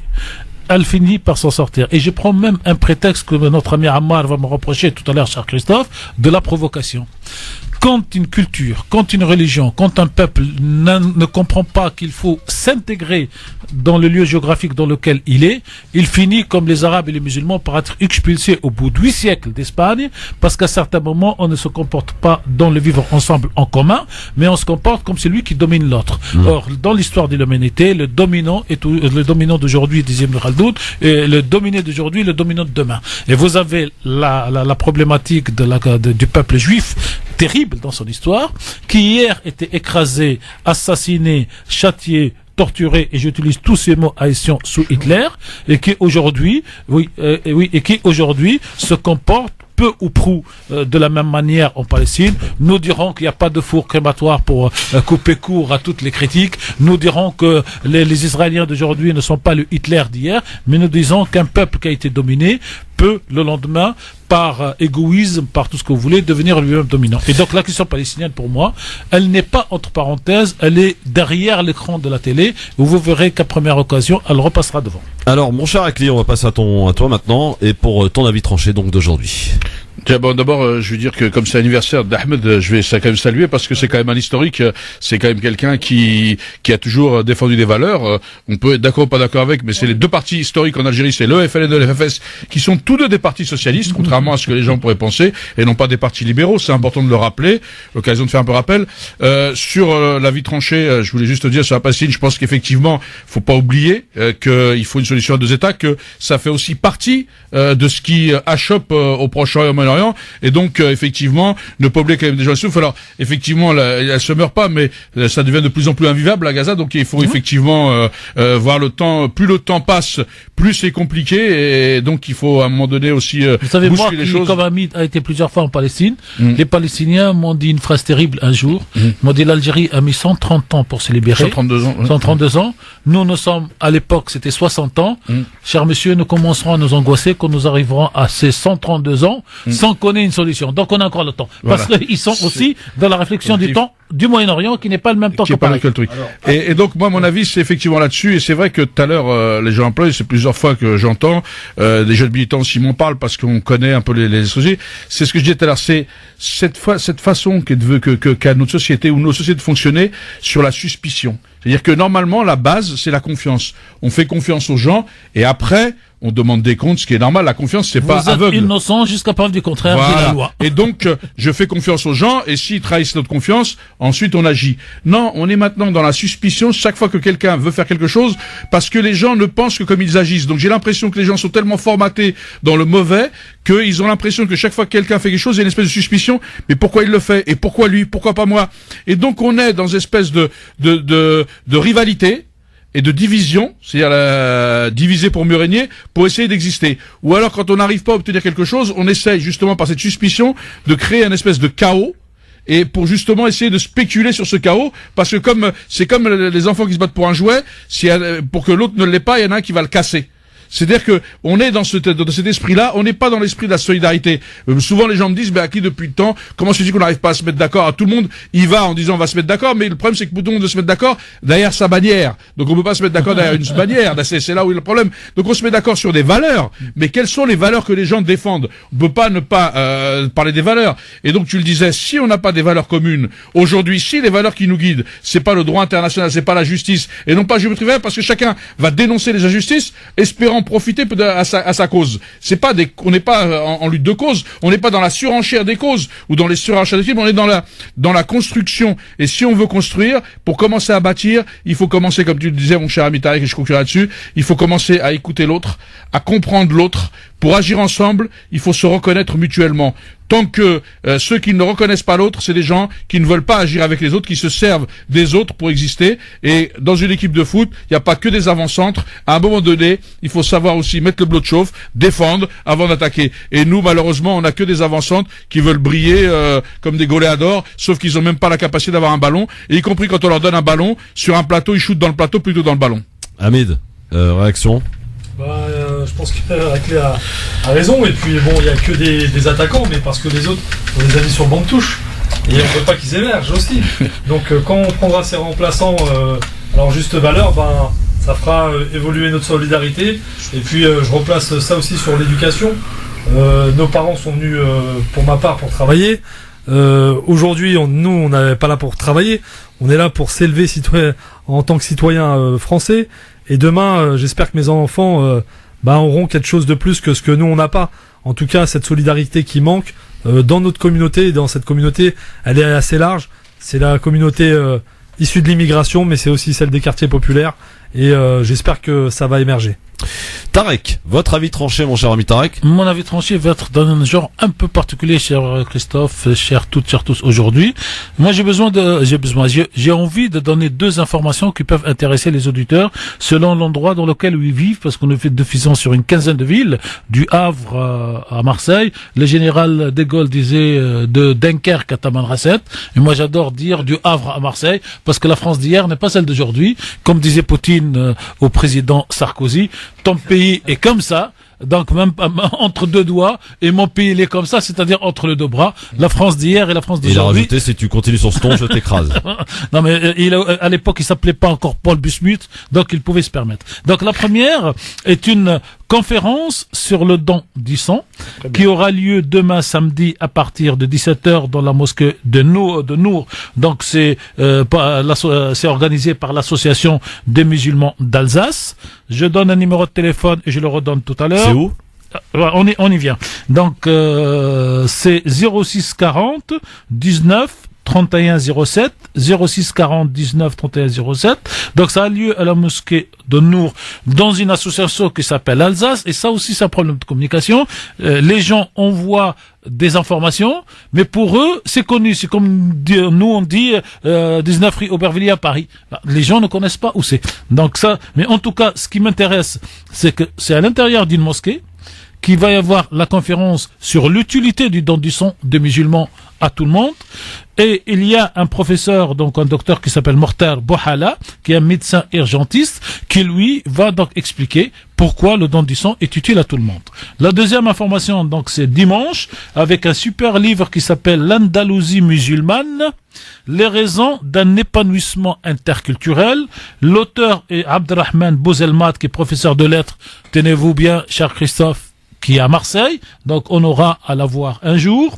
C'est dimanche du 25, donc après-demain, de 13h à 17h, et ça se passe dans l'hôtel Mercure Paris, le Bourget. Donc là, on a toute l'adresse et tout, donc en tout cas, hôtel Mercure le Bourget. Et ce professeur va expliquer pour lui pourquoi il y avait donc le vivre ensemble en Andalousie, et il se base sur cette expérience pour expliquer qu'aujourd'hui en France nous avons exactement les mêmes ingrédients pour pouvoir vivre ensemble. Et ce sont deux informations qui me semblent utiles, parce que ce que les associations font, et nous parlons tous des associations, est aussi utile pour nous tous, pour que chacun, oui, sur la musique on y viendra avec une question piège, cher monsieur Akli, cher ami Akli, mais voilà, c'est les deux informations. Et le troisième, c'était l'hommage qui a été rendu au CCA, c'est-à-dire au Centre culturel algérien, le week-end dernier pour le grand chanteur Zahi qui est mort, Allah yarhamou. Et c'est Akli et d'autres amis qui ont organisé. Et Akli, donc moi, en tant qu'à la fois auditeur de la radio et directeur de la radio, on m'a posé une question que je vous transfère d'une manière brute. Pourquoi faire payant un hommage à un artiste mort? Où va l'argent? Parce que c'est toujours la question de la suspension qui vient chez Akli. Je réponds tout de suite, Tarek. Je sais pas si c'est Christophe qui décide, mais moi c'est la question. Parce que la question a été posée, autant y répondre tout de suite. Oui, donc moi j'ai pas de problème. Nous c'est tout à fait, c'est marrant parce que c'est tout transparent au niveau de l'espace. J'ai vu ça effectivement, cette polémique. Il y en a qui ont attaqué effectivement les artistes, qui étaient un peu embêtés. Alors il faut savoir que quand même il y avait des artistes de qualité sur scène qui sont venus. Le prix était à 15 € parce que au centre culturel algérien, il y a toujours une participation. Et c'est vrai que sans participation, comme la salle est petite, c'est difficile de gérer les flux et reflux. Donc du coup ça permettait d'avoir vraiment une billetterie organisée et tout ça, et en même temps il fallait prendre aussi en charge les artistes qui venaient d'Algérie pour certains, et donc il a été décidé par les gens qui organisaient. Donc moi je suis président de l'espace, mais j'assume pleinement ces choix par l'équipe qui a été, parce que nous on manipule pas d'argent, hein, contrairement à un truc, parce que certains voudraient qu'on donne cet argent. Contrairement à qui? Contrairement à chacun verra. Moi, j'ai pas le temps de parler des gens. Moi, j'essaie de faire. Moi, je perds pas de temps à la division. J'essaie d'avancer. Nous, on a une ligne. Elle plaît ou elle plaît pas. En tous les cas, c'est notre organisation, c'est notre stratégie. On avance. On est remis en cause par ceux qui sont à l'intérieur. Mais c'est bien d'ailleurs qu'on soit interrogé là-dessus, parce que je pense que vous avez raison. Aujourd'hui, il y a tellement de suspicions partout qu'on voudrait savoir. Alors, je réponds. Il y a eu 2 € qui sont partis. Où est parti l'argent? Donc 2 €. Mais moi, vous savez que je suis transparente avec vous, connaissez là-dessus. Il y a 2 € qui ont été au centre culturel algérien par billet. Donc quand on enlève les invitations, il y a eu 2000 et quelques €, je crois, 2100 qui ont été collectés. Et il a été décidé, parce que nous on manipule l'argent, de donner cet argent aux artistes. Et alors des gens m'ont dit, mais pourquoi vous avez payé les artistes? C'était un hommage. Mais il aurait fallu le faire gratuit, invité. Mais ceux qui veulent faire peuvent faire. On n'empêche personne de faire. Nous on fait ce qu'on sait faire, on fait de la façon dont on a fait. On a pensé plus équitable de le donner aux artistes parce qu'ils se sont investis, parce qu'ils se sont déplacés pour les défrayer, etc. Eh bien ça peut être contesté et contestable. En tous les cas, voilà où est passé l'argent. Les artistes le savent. Ceux qui étaient là, en tous les cas, cas, les gens qui étaient là ont vu, on a informé, on a expliqué la démarche. Je crois que ceux qui veulent polémiquer, vous savez, mon cher Tarek, il y en aura toujours, parce que de toute façon, y compris moi en mairie, on va penser que je gagne, Abidella, il est élu, que je gagne de l'argent. Je suis désolé, en une journée de consultation, je gagne beaucoup plus. Et tout ce qu'on fait dans l'espace, parce qu'ils ont dit oui, je vous vais faire des repas et tout ça, si on n'a plus rien d'aller au restaurant entre amis, si on peut plus dépenser notre argent comme on a envie, ça va finir par devenir compliqué. Donc oui, on milite avec notre argent. Oui, depuis 10 ans, c'est avec mon argent. Tous ceux qui ont été à l'espace et qui connaissent savent que c'est avec leur argent. Pas qu'à ceux qui nous écoutent le savent que c'est avec leur argent, que on n'a pas on ne demande pas de financement. On ne souhaite pas être mis sous tutelle de qui que ce soit.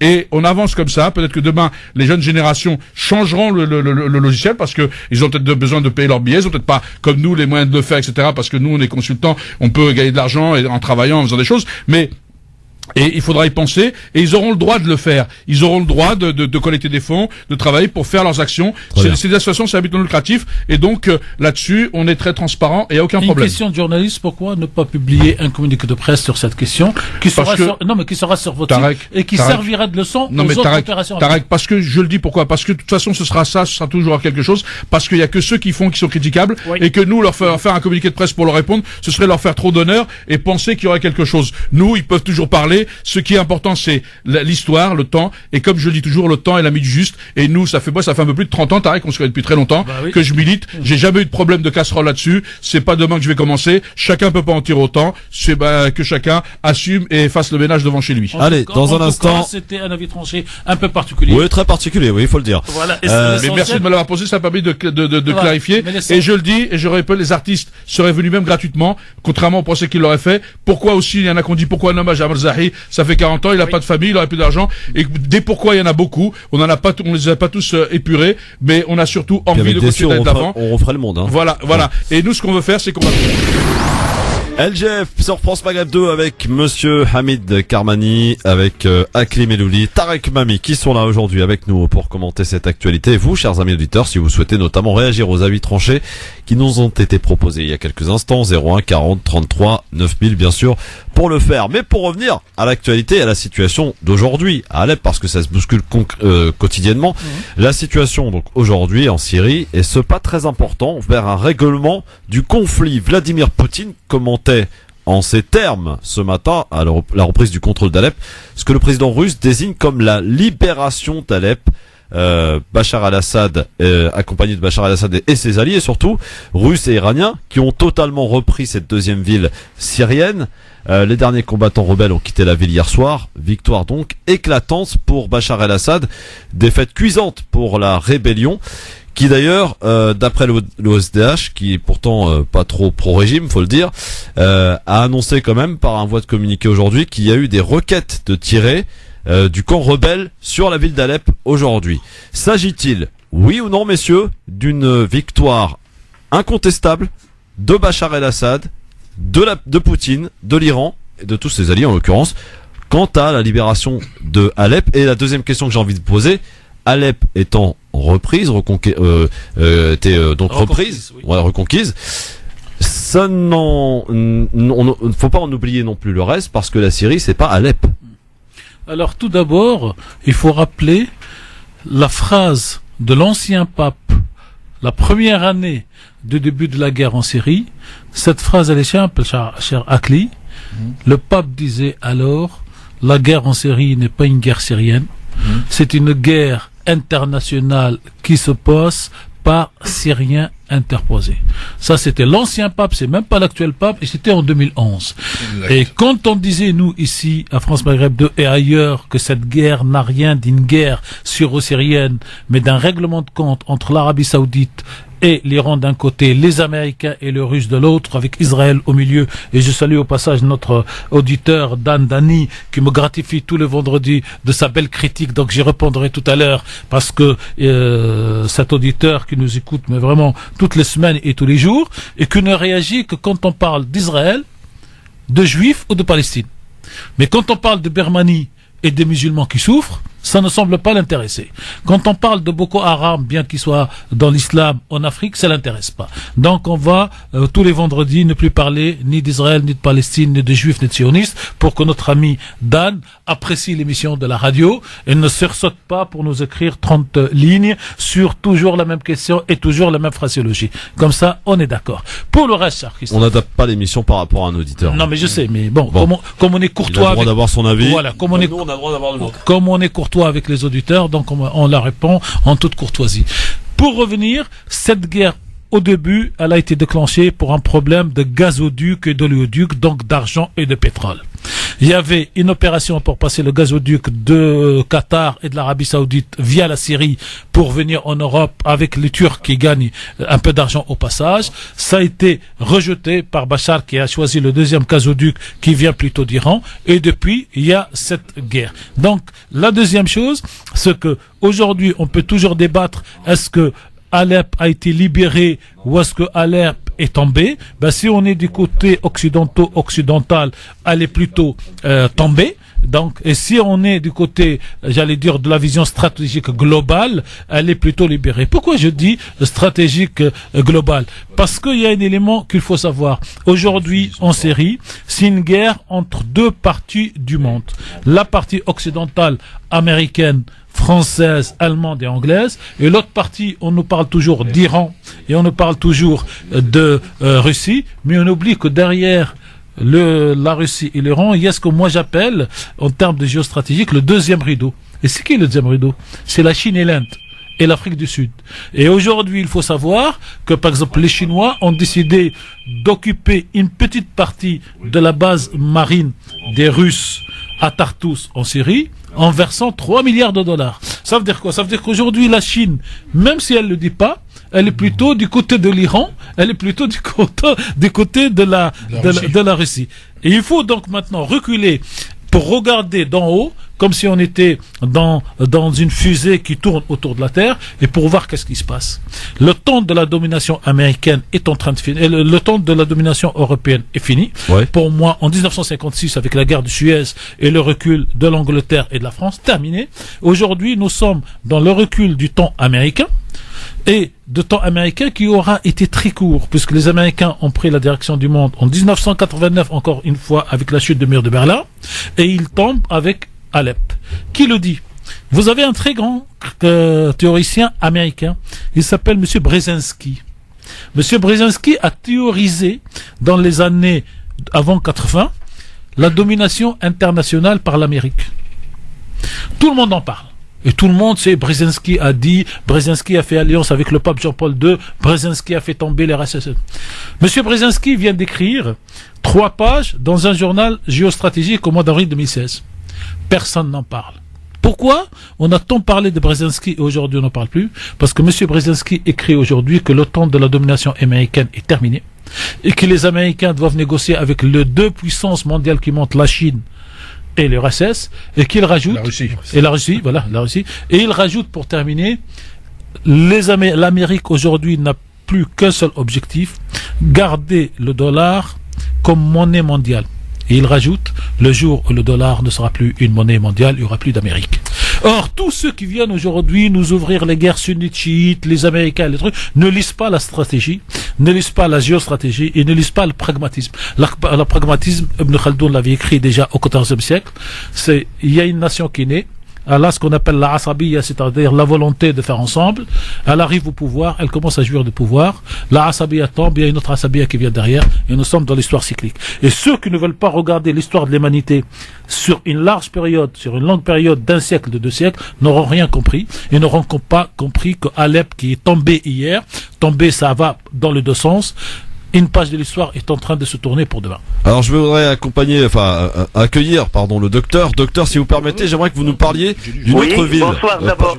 Bonsoir. Monsieur Tariq Mani, vos invités, vous-même, monsieur Christophe, je vous écoute. Docteur, on a fini de parler d'Alep, en tout cas, puisque on a parlé en long, en large. Et dans quelques semaines, on parlera d'Idleb. Idleb, effectivement, mais j'ai envie qu'on parle d'une autre ville. Donc je vous écoute, en Syrie. Al-Bab. Qui est le fief aujourd'hui de Daesh, en l'occurrence en Syrie, et qui a été bombardé par l'aviation turque cette nuit visiblement, et donc il y a eu pas mal de dégâts au niveau des civils visiblement. Malheureusement, oui. Et une cinquantaine de soldats turcs tués hier par Daesh, dont 2 qui ont été montrés à la télé, qui a apparemment choqué l'État turc, enfin la population turque, puisqu'ils ont été montrés comme étant des vous me l'arrachez de la bouche. Ce que j'allais vous dire, l'équation actuellement, peu importe que Alep était dans un sens ou dans un autre, ça dépend. Point de vue. D'abord, attendre la nouvelle administration américaine de Monsieur Trump. Je vous apprends rien. L'équation actuellement, c'est les Kurdes. Et là, j'insiste là-dessus. C'est une carte très difficile entre les deux grandes puissances, à savoir les Américains et les Russes. Les Russes boycottent les Kurdes surtout même en Irak, combien même en Syrie, malgré en Syrie ils sont marxistes-léninistes. Pourquoi ils les boycottent? Ils considèrent que pour s'approcher des Turcs, la carte turque est plus payante et meilleure pour les Russes.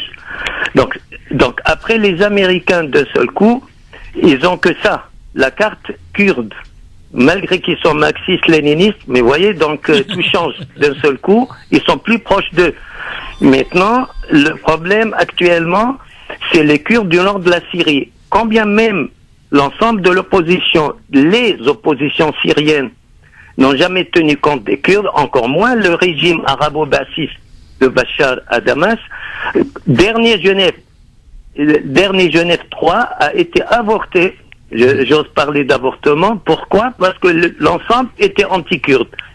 Ça va de l'Arabie Saoudite, en passant par l'Iran, jusqu'au régime de Bachar, il n'y a que les États-Unis qui soutiennent les Kurdes. Maintenant, une autre fois, on va discuter pourquoi ils soutiennent les Kurdes. Donc, exactement, actuellement, ça va être la guerre entre les Turcs, d'un côté les Kurdes de l'autre, et le monstre, j'appelle ça, l'État islamique, appelez ce que vous voulez, actuellement. Donc tout le monde va se taper sur tout le monde.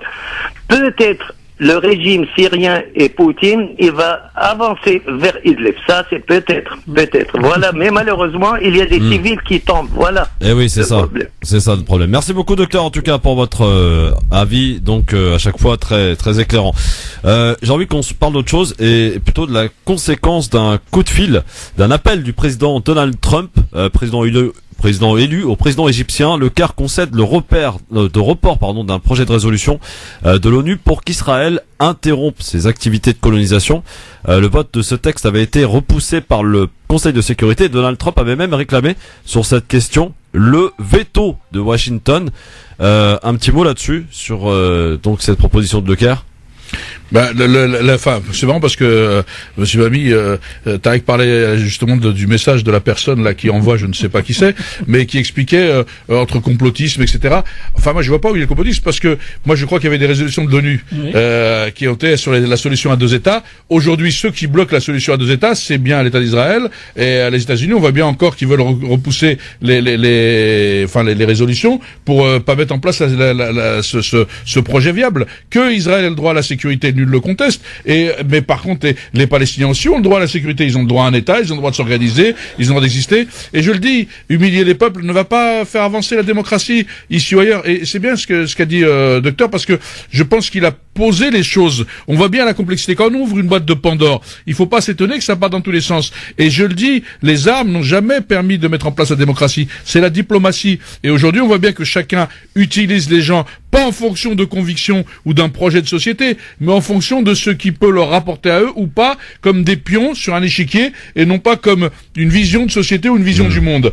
Et aujourd'hui, tout à l'heure, tu en parlais, Christophe, je pense que tu vas en parler. Est-ce que l'Algérie est ciblée ou pas? Est-ce que d'autres pays? Parce que j'ai l'impression que tous ceux qui ne pensent pas, alors ça va être plus compliqué, il a raison, Alep va rendre les choses plus compliquées parce que l'entrée de la Chine et de la Russie, qui sont les anciens alliés des blocs, entre guillemets, la recomposition réelle ou virtuelle de l'ancien bloc soviétique, des anciens du bloc dont l'Algérie fait partie, et dont faisait partie la Syrie, dont faisait partie un certain nombre de pays africains, est-ce qu'effectivement c'est le retour d'un pôle d'une politique internationale bipolaire, ou est-ce qu'on va effectivement aujourd'hui, comme disait Tarek, passer d'un pôle à un autre, une section de pôle, et comme les civilisations, c'est c'est ce que va apporter très rapidement comme enseignement Alep et la Syrie. Comme la menace du veto permanent à propos de la Palestine. Ça durera Hamid, pas. Hamid, je sais que c'est un sujet qui te tient à cœur. Ouais, il y en a d'autres. Ouais. Et c'en est un. C'est vrai. Donc sur le fait que le veto à chaque fois soit une menace pour que rien ne bouge finalement et que les résolutions ne soient jamais respectées.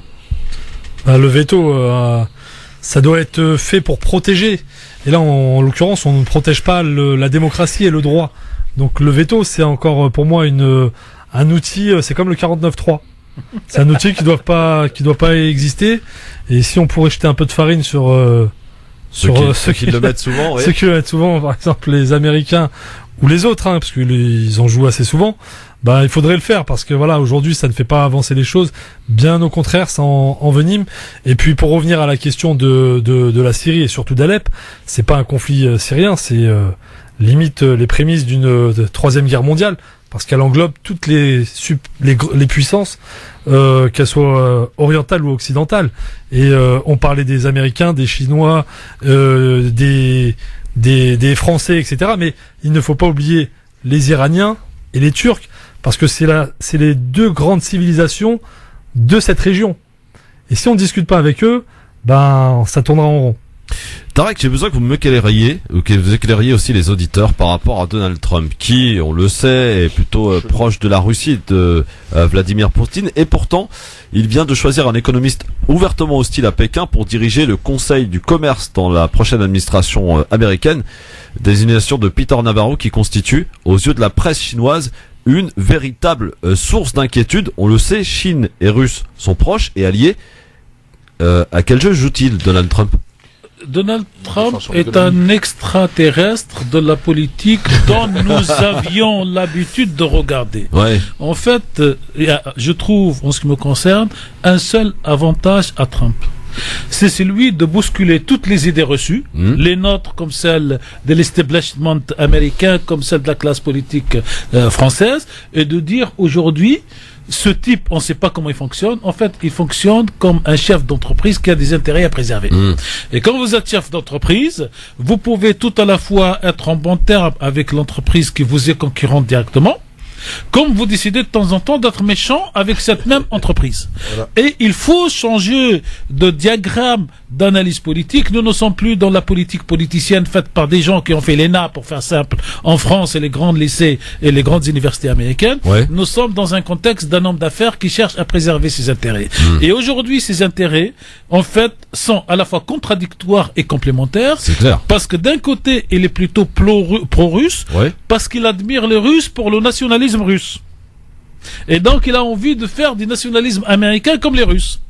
Et il est en adversité avec la Chine parce que la Chine a détruit l'économie américaine, parce qu'aujourd'hui vous circulez partout dans le monde, vous trouverez n'importe quel produit, il est toujours made in China. Moi j'ai été une fois au Canada, j'ai été du côté donc des chutes du Niagara et tout ça, et j'étais tout fier de les voir, et je suis rentré dans un magasin de tourisme pour acheter un souvenir et le ramener. Et quand j'achète le souvenir que je le retourne, je trouve marqué dessus made in China. Ça m'a énervé, je l'ai pas acheté. Après, il y a un ami qui a été à la Mecque, il me gâte, il m'amène donc un chapelet, tout ce qu'il faut, dans une belle boîte, j'ouvre la boîte, je la retourne, made in China. Et donc, Trump dit, c'est pas normal que tout ce que l'humanité produit aujourd'hui est fabriqué en Chine. Donc, je vais mettre quelqu'un qui, en face des Chinois, va trouver de nouvelles règles. Et je vous rappelle, parce que vous êtes jeunes, Hamid et Christophe, qu'en 1981-83, tu étais même voté la loi comme dit l'autre, toi. En 1983, quand le président Mitterrand arrive, il prend une décision historique pour donner 2 ans de respiration économique et industrielle à ce qu'on appelait à l'époque un magnétoscope. Pour les plus jeunes, magnétoscope, c'est une espèce de boîte dans laquelle on met une cassette et après ça nous permet de voir le film. C'est un instrument qui a disparu. On en a utilisé, Tarek, on n'est pas si jeune que ça. Hein. En tout cas, que fait le ministre, M. Joubert, pour ralentir la production chinoise? Il fait transiter tous les magnétoscopes qui rentrent en France par Poitiers. Alors, à Poitiers, il n'y a pas de port, il n'y a pas d'aéroport, pour mettre 3 mois dans le circuit économique pour voir si Thomson, qui était le concurrent de la production des magnétoscopes, pouvait gagner du temps pour se restructurer ou pas. Et donc voilà la politique de Trump. D'ailleurs, vous avez une autre information qui va faire sursauter beaucoup d'auditeurs s'ils l'ont pas encore apprise, c'est que Trump a décidé de prendre une société de sécurité privée pour sa présidence. Je précise, Sarah Kli, restez avec nous 30 secondes. Une société privée russe. Et il signe le contrat avec Moscou. Et il dit parce que je n'ai pas confiance dans les agents de la CIA qui font une politique étrangère indépendante de la politique américaine. Donc moi, pour être sûr de rester vivant pendant mon mandat, je vais prendre des gens qui seront payés pour me protéger et qui n'ont pas d'arrière-pensée économique ou industrielle. Ils sont là, ils se payent. Donc c'est des mercenaires de la défense. Et vous imaginez le président américain protégé par des soldats russes sur une société privée. Voilà l'état d'esprit. Et donc nous, pour cette question, il a un espoir, Trump, et j'en termine là. Trump a son beau-fils, qui est juif, sioniste, pratiquant, le mari de sa fille. Ce monsieur a vécu avec sa fille pendant 1 ou 2 ans, et au moment où il a fallu parler, il faut le savoir, faut lire, parler mariage, ce monsieur lui a dit, si tu te convertis pas au judaïsme, on peut pas se marier. Et la fille de Trump est aujourd'hui juive.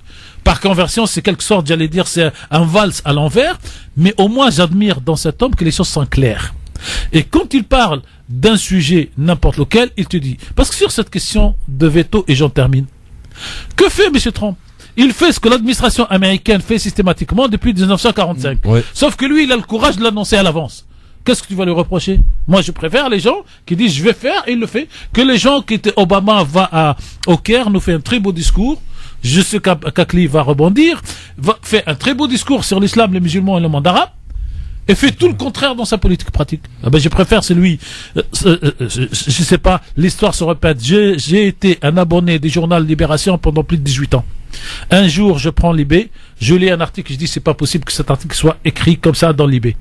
J'ai décidé à partir de ce jour-là d'acheter le Figaro à l'époque, en disant au moins en achetant le Figaro, je sais que c'est un journal de droite, et je peux y trouver des idées qui vont pas avec les miennes, mais je sais quel journal j'achète.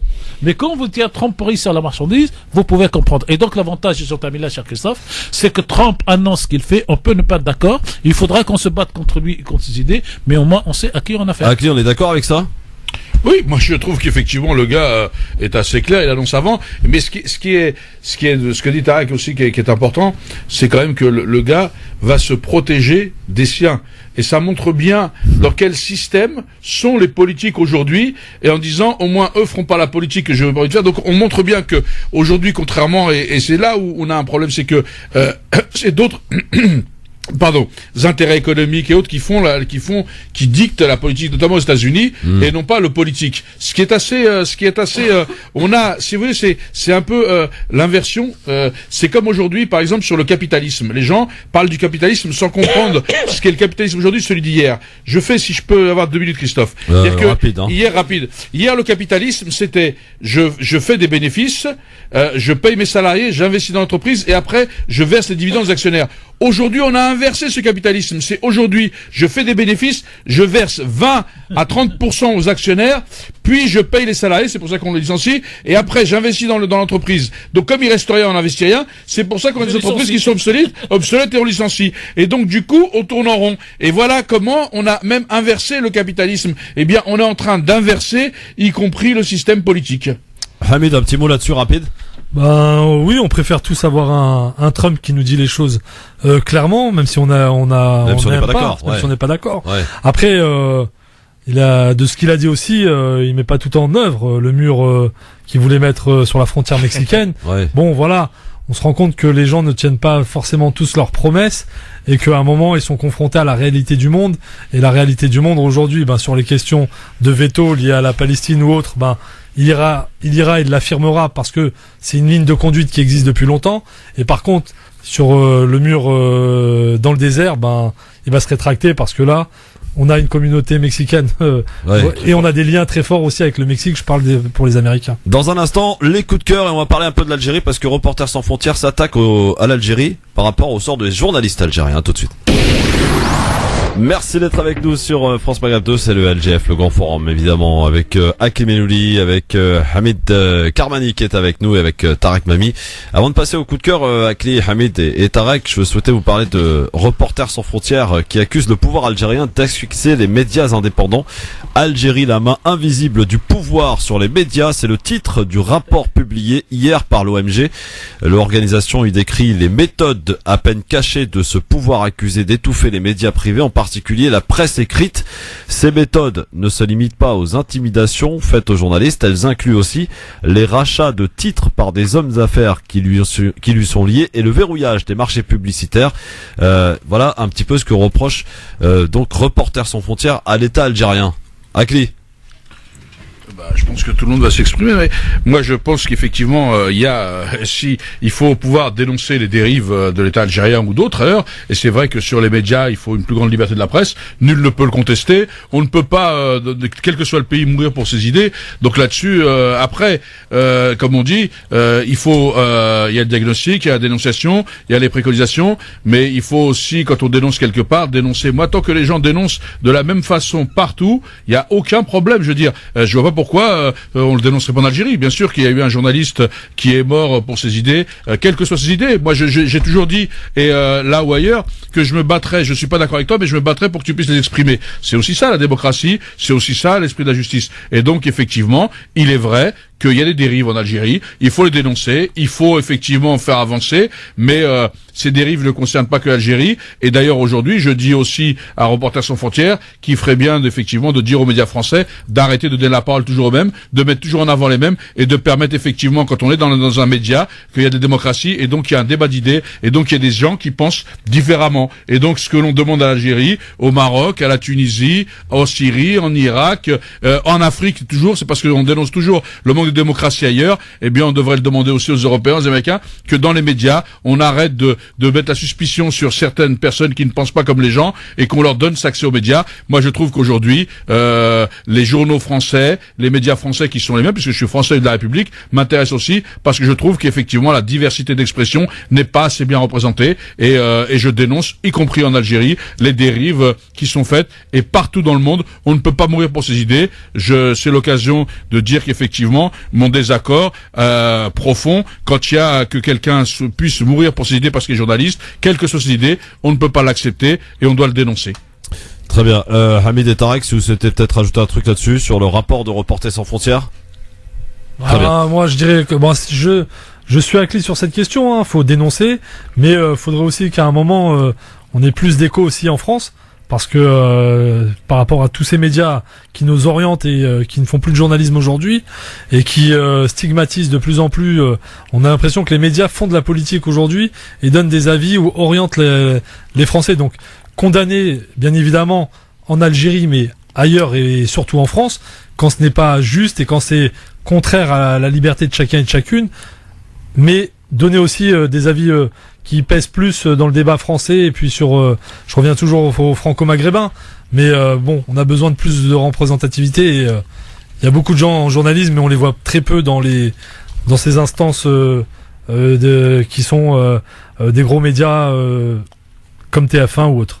Très bien. Et juste un élément, moi je reprendrais aussi une tribune dans de Mohamed Benchigou qui a mis Tamal, par exemple, pour parler d'Algérie, l'inutile assassinat, oui. et qui a écrit un truc qui dit: écris mon fils que je n'ai pas pleuré, cette nuit noire où ils m'ont fait prisonnier, car vois-tu, je ne pouvais ignorer qu'au même moment naissait un citronnier. Écris ma belle qu'à l'instant de tes larmes, quand tu compris que j'allais te laisser. Dans un parc d'Alger, malgré les gendarmes, un jeune nouveau couple allait s'embrasser. Donc si vous voulez, il essaye de montrer qu'effectivement l'expression, la liberté d'expression ne peut pas être à géométrie variable, et là-dessus, qui ne peut être en désaccord avec ça? Maintenant, il faudrait pas que les gens instrumentalisent les choses pour justement nous imposer d'autres choses qui vont encore réduire nos libertés. On ne peut, ici comme ailleurs, négocier sur nos libertés ou transiger sur nos libertés ou renier nos libertés pour un semblant de sécurité. En réalité, et moi je vais être plus court puisque je suis complètement d'accord avec ce qui vient d'être dit, cher Christophe, il faudrait que le rapport de Reporters sans frontières et de toutes ces institutions traite de la même rigueur tous les pays et tous les médias. Il nous dit, par exemple, tous les ans, qui est propriétaire des médias en France. Par exemple, en France, sont propriétaires des médias des sociétés qui sont en affaire avec l'État, Bouygues pour ne pas le citer, avec TF1 et ses chantiers. Et est-ce que quelqu'un qui travaille avec les chantiers de l'État peut être critique vis-à-vis de l'État? Aux États-Unis, par exemple, ce genre de choses est interdit. Deuxième chose, pour parler de la presse la plus libre, entre guillemets, du monde, on nous dit que c'est la presse américaine. Regardez comment ça s'est passé dans la campagne de Trump. Sur 300 médias, il y a 296 qui étaient contre et 4 qui sont pour. Dernière question. Si vous voulez rentrer dans les... Et ça, c'est de la provoque, hein, pour ceux qui posent des questions. Allez lire, allez faire une étude sur la position de tous les médias américains par rapport à la politique étrangère américaine de la guerre du Vietnam à ce jour, et vous ne trouverez aucun journal qui va contre la politique étrangère américaine. Donc la liberté en Amérique, c'est pour débattre des questions internes. Et qu'on ne vienne pas pour la Tunisie, l'Algérie, le Maroc ou ailleurs, faire d'autres créneaux. Donc les critères d'analyse doivent être les mêmes partout.